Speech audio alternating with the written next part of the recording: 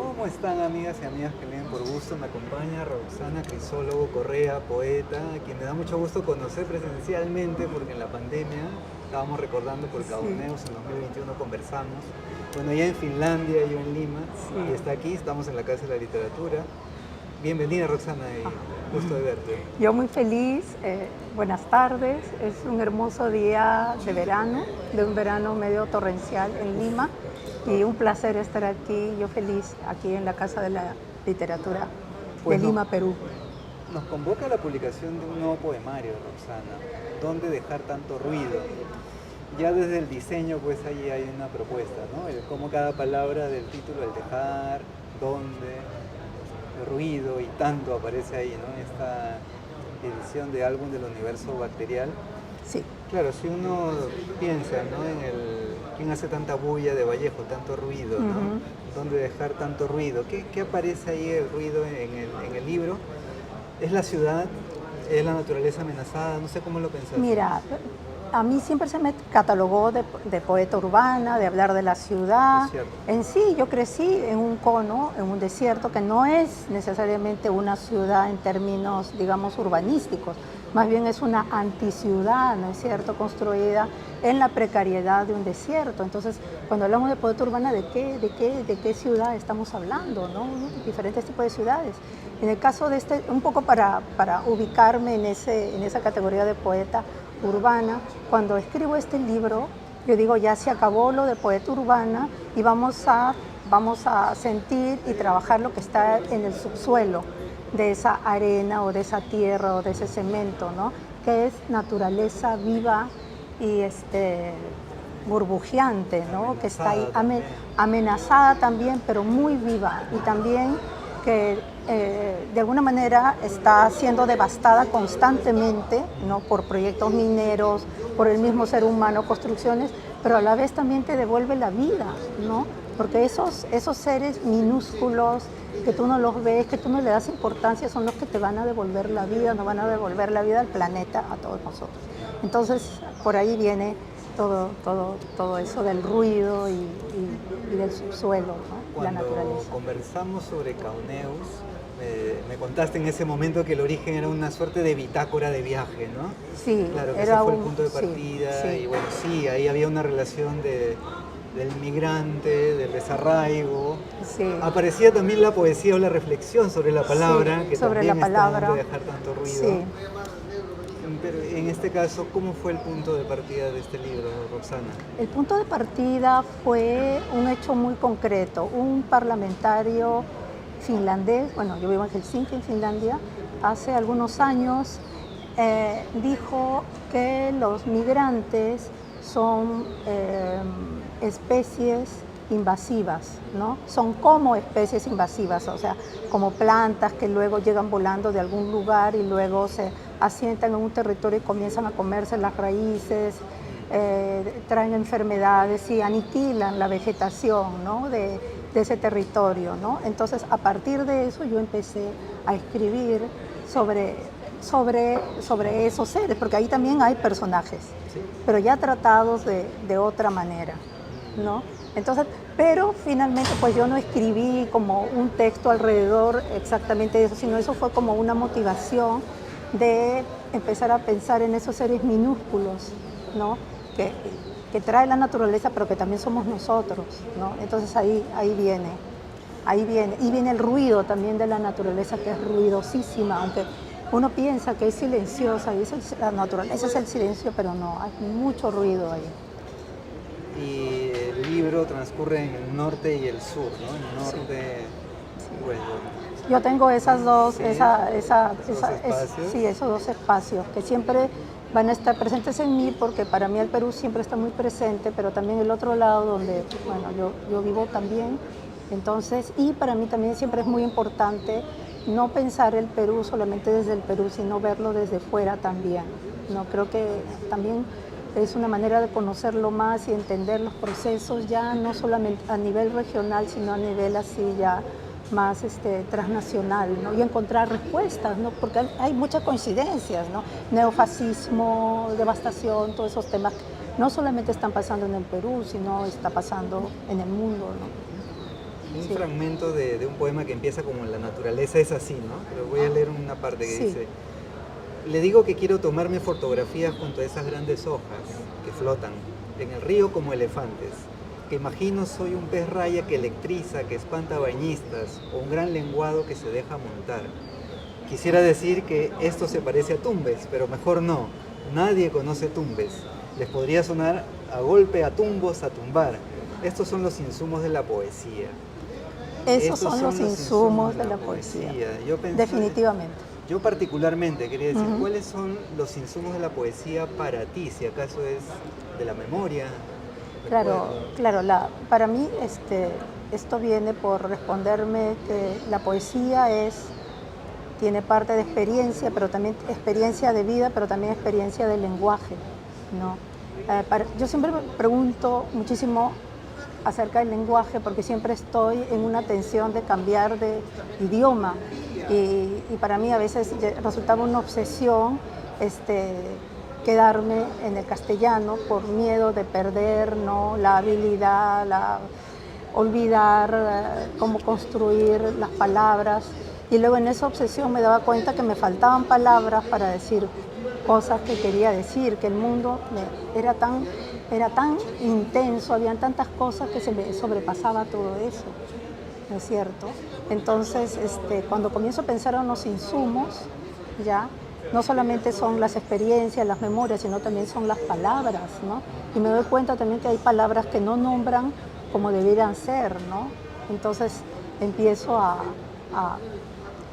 meterme nuevamente subterráneamente como un topo. Yo en ese libro siento que soy un topo que está caminando debajo y tratando de captar esas Y eso también corrientes. es un ruido, ¿no? Y es un ruido. Yo hago ruido, hago un montón de ruido, ¿no? En esa tensión de buscar palabras, de equivocarme con palabras, de usar mal palabras, ¿no? Sí.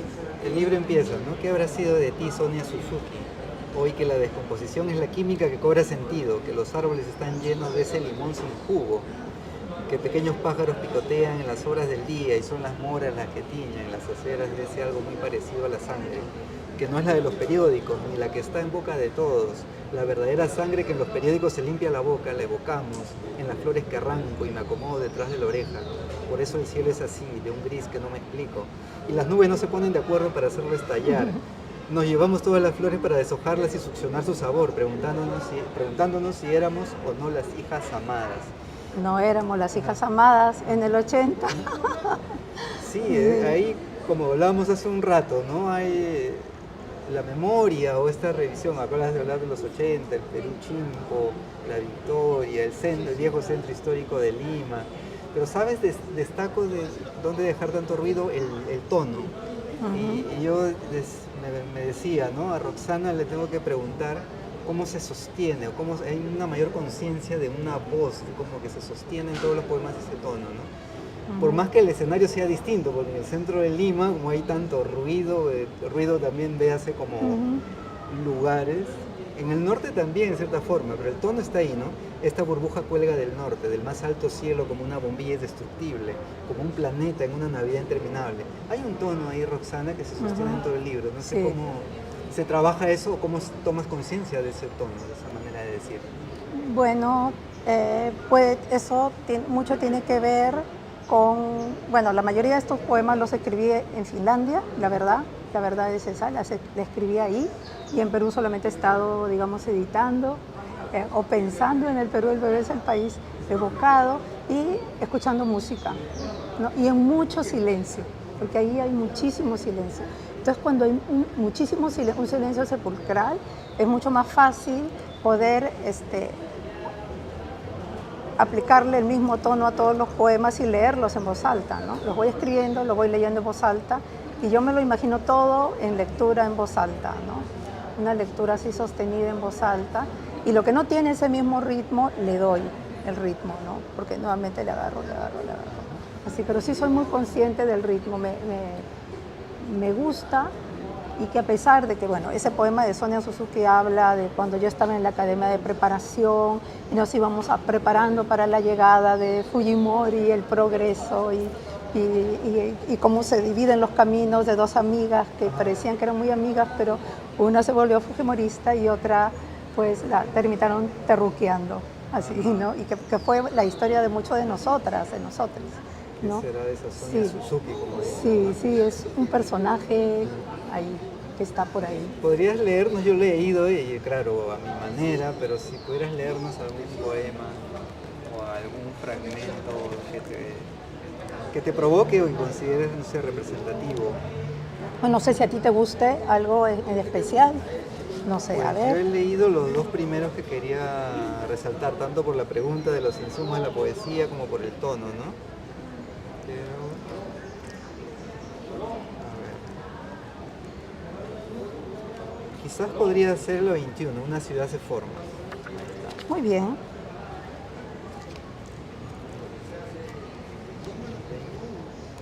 Sí. Ajá, ahí está.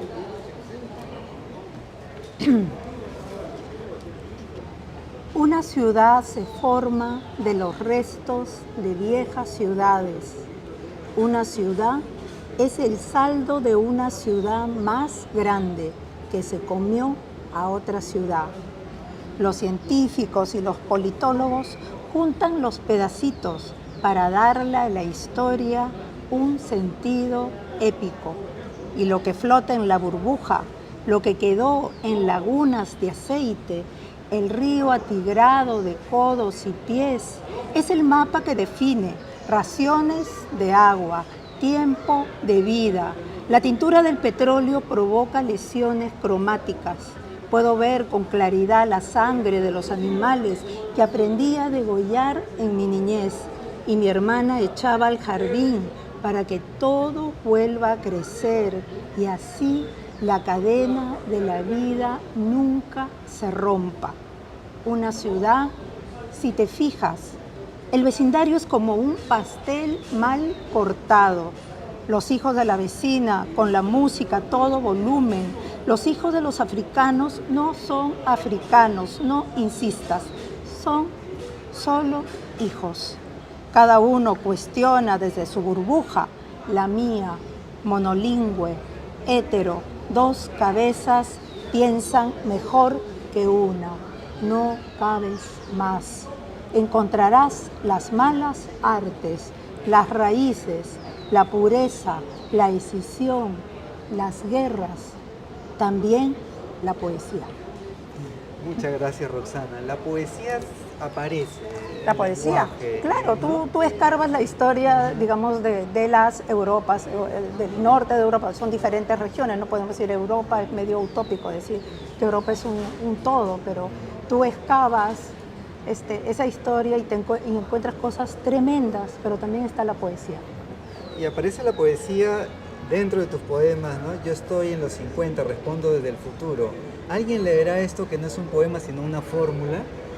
¿Es esta conciencia o esta reflexión sobre la poesía aparece de manera así espontánea o es en la escritura misma como que lo insertas? Bueno, yo inserto una fórmula, ¿no? Digamos que tenía como una estrategia y táctica de cómo iba a abordar cada poema desde un personaje y luego con un contexto que era a donde yo iba y este personaje o estas cosas muy mínimas, muy chiquititas iban a ser pretexto para llegar a ese tema, para hablar de la desigualdad, para hablar de los neofascistas, para hablar de la depredación, de la destrucción del planeta, hablo de los trabajadores de la construcción, para hablar de las grandes manifestaciones que hay en Europa por el tema del cambio climático, por ejemplo, ¿no? O de nosotros mismos, ¿no? Los inmigrantes que estamos ahí medios mal considerados, pero sin embargo estamos construyendo la ciudad, estamos creando cosas ahí, o sea, no somos insignificantes, no, ni siquiera un gusano es insignificante, entonces por ahí. Y con esta conciencia, Roxana, de la escritura poética, y recuerdo que en la entrevista virtual que teníamos te preguntaba, te pedía consejos para quienes escriben poesía, pero podría cambiar la pregunta más bien. ¿Cómo es que surge un poema en tu caso? ¿Es una frase, una imagen, Claro. ideas que dan vueltas? Sí. Por ejemplo, yo me encontraba viajando, atravesando Ciudad de Guatemala, yéndome hacia el Atlántico, ¿no?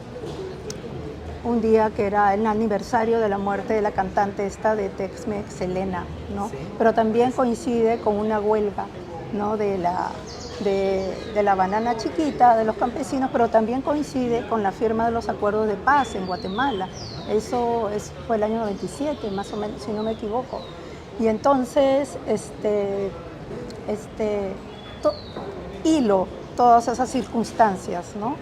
Hilo todas esas circunstancias, hago una especie de collage, que para mí es muy importante usar el collage, y comienzo a crear la tensión, comienzo a hablar, ¿no? Bueno, en el camión que viajaban, muchos ataúdes, mucha droga, muchas cosas raras, ahí iban en ese camión secreto que iba ahí. Y la gente se aferraba a la vida, había habido una guerra de más de 30 años, una guerra interminable, cruel, que dejó más de 100.000 muertos en Guatemala, y es, digamos, los detalles innecesarios que viajamos en el camión junto a los gallos, pues es para contar eso, ¿no? Lo mismo pasa con Sonia Suzuki, con la modista, voy a probarme un vestido, pero estoy hablando luego de encajar en la sociedad o no encajar, o qué encaja, y todo eso. En ese poema aparece el verso, ¿no? No tienen dónde dejar tanto ruido, ¿no? Apilan cajas Sí. y les hacen huequitos a los costados para que circule el aire. Gallos que buscan con desesperación por dónde se fuga el aire. Sombreros de cresta de gallo cargarán las cajas, pondrán a los gallos en el aire que no circula, les harán espacio. A las mujeres y sus niños que no se mueven de su lugar, llenan el bus con lo que sacan de una radio. No tienen dónde dejar tanto ruido. Ahí aparece, y también la alusión Sí. pues con tanto amor, ¿no? Ahí Sí. inclusivas de la canción Sí, de Selena Quintanilla. Sí, bueno, pues, entonces, ¿cómo hacer un poema? En mi caso, porque yo creo que deben haber diferentes formas de sensibilidades, experiencias de vida. En mi caso, que tuve esta posibilidad de hacer viajes, o que también tengo la curiosidad de interactuar con gente de diferentes culturas, de visitar lugares, de estar mirando. Siempre soy muy chismosa, de estar mirando mucho. Entonces creo que por ahí está la historia, y de ahí, detrás de la historia, está el poema. Hay un poema ahí, siempre. Por favor, ¿tú podrías leernos este poema que hablábamos, que no es la parodia del poema Mi padre un zapatero? No tiene nada para que ver, no quede por duda, favor. Para que no quede duda. A mi papá. Mi padre no fue zapatero. Mi padre salía temprano a recoger la carne que llegaba de la Argentina, un país donde sobraba la carne. La descongelaba, la repartía en bolsitas de cortes exactos. Un día yo empecé a ver la vida desde esos cortes exactos. Esto es para nosotros, esto no. Las partes jugosas, más blandas, tienen un dueño natural, un corte. Los sebos y los ligamentos que estiramos, también las vísceras y las sobras. A mí siempre me gustaron las sobras. Pensaba que todo lo que ofrecía el animal se concentraba ahí en su corazón robusto, en sus riñones jugosos de la expulsión, el máximo sabor en sus huesos de vejez, acritud y experiencia. Entendí la práctica repartición de un animal para entender una repartición más elemental. Yo me decía, tontos, no saben lo que se pierden, la concentración de la vida, todos sus minerales, sus recuerdos, su fortaleza, el hierro de la armazón que trabaja para que todo funcione. El origen está en las vísceras. Un día mi padre dijo, no puedo más, y me mostró sus manos llenas de cortes, la sangre hundida en sus uñas y ese olor a no repartido en partes iguales que no lo dejaba en paz. Ese era su trabajo, reservar lo más suave y blando, sin olvidar lo que le toca. Se fue a estudiar leyes porque nada se podía cortar por capricho. ni dejar a merced del apetito de los comensales. Había reglas hasta para herir y cortar. Ese es el poema final, que no cabe duda que no tiene que ver con Mi padre zapatero, de Pablo Guevara, pero ¿qué sería si en un poemario se publicara? Esta es la versión número 5 de este mismo poema, que la que usted está leyendo ha sido revisada tantas veces. Sí, ¿no? No sé cómo es ese proceso de corrección, o sea, este poema final, que es el que seguro calibrabas leyéndolo en voz alta. Muchísimo, muchísimo, porque primero viene como una especie de crónica, ¿no? Como mis notas, ¿no? Recordando la época que mi papá trabajó como carnicero, ¿no? Jefe de almacén, encargado de la carne. Tenía mucha experiencia ahí en su comunidad, en San Juan de Llanaque, en Cajamarca, de trabajar con la carne, entonces era un experto con la carne. Me ayudó mucho, ¿no? Entonces tenía mis notas y empiezo a pulirlo, a pulirlo, a pulirlo, a pulirlo y a escuchar nuevamente el ritmo, ¿no? ¿Qué ritmo quiero darle? La música del silencio, la música de la poesía, que es como en mi cerebro va sonando el poema, ¿no? Va caminando solo, ¿no? Y es como si estuviera martillando, ¿no? Pum, pum, pum. Y entonces ahí va quedando, voy quitando detalles que son innecesarios, muchos detalles. Yo escribo un montón, puedo ser verborreica y luego voy quitando hasta que queda ahí. Pues debe haber sido veintitantos, una versión veintitantos. Sí. Es quitar. Sí, para mí empieza así como algo muy grande y luego voy quitando, hasta que va quedando como digo, las vísceras, ¿no? Así la esencia, ¿no? Hablando de carnicero. Claro, la esencia queda, como por eso yo digo, a mí me gustan las obras, porque al final las obras es lo esencial. Todos esos corazoncitos y tripitas que hay ahí. Es interesante que lo digas porque, claro, de esas obras, entre comillas, que uno va recordando, uno llega como que en el poema a algo, a una suerte de revelación, ¿no? Claro, te revelas y llegas ahí, ¡blum! ¿No? Mira, algo, ¿no? la justicia, el mundo más repartido. Y es verdad, mi papá se fue a estudiar Derecho. Es verdad. Es la autobiografía como un sustrato, como este insumo que hablábamos de la poesía. Sí, ese insumo, pero claro, utilizar algo de la vida, ¿no? Hay cosas que tampoco, o sea, no estoy escribiendo todo sobre mi vida, muchas cosas también son inventadas, ¿no? Pero sí, en el caso de ese poema, sí. Pensé que es bonito, que la vida también a veces puede dejar poesía, ¿no? Y otro libro no escrito son de los poemas que se guardan en un cajón o se descartan. Sí. ¿Cómo tú decides descartar un poema? ¿Cómo decido? Bueno, este conjunto estaba hecho con bastante prisa, porque dije, bueno, ya escribí Caonios, ahora ya quiero escribir una cosa diferente, que tenga como un ritmo, que sea menos crónica, poética, y quisiera más como una poesía de topo, ¿no? Que va caminando y blum, blum, va dejando sus patitas así, en un ritmo bien como de procesión. Y lo hice muy rápido, ¿no? Entonces, en el momento ya de la edición, ¿no? Con el álbum del Universo Bacterial, de Teresa Cabrera, que fue una maravillosa, grandiosa compañera en este proceso de seleccionar qué queda, qué no queda, ¿no? Entonces ahí fue un poco como, en la conversación salía el orden, ¿no? Salía, bueno, que sigue esto, no sigue. Entonces, y claro, algunos poemas quedaron fuera también, ¿no? Yo misma pensando que si se repiten los poemas, mejor no, que no se puede repetir, y evitando de que sea como una continuación del anterior libro, ¿no? Digo, tiene que ser otra cosa diferente. Que ya a estas alturas es todo un reto, ¿no? Porque, claro, podrías repetirte, pero ya tener la conciencia de no hacerlo porque yo sé mis vicios, a mí me gusta hablar de la vida, me gusta hablar de la experiencia, me gusta hablar de lo que veo, y a todo le invento un mito, una épica a mis visiones, ¿no? Pero ahí tratando de ser un poco más así como fría y objetiva y entrando más bien a temas, ¿no? Dije democracia, calentamiento global, un poco así. Hice como lo inverso, ¿no?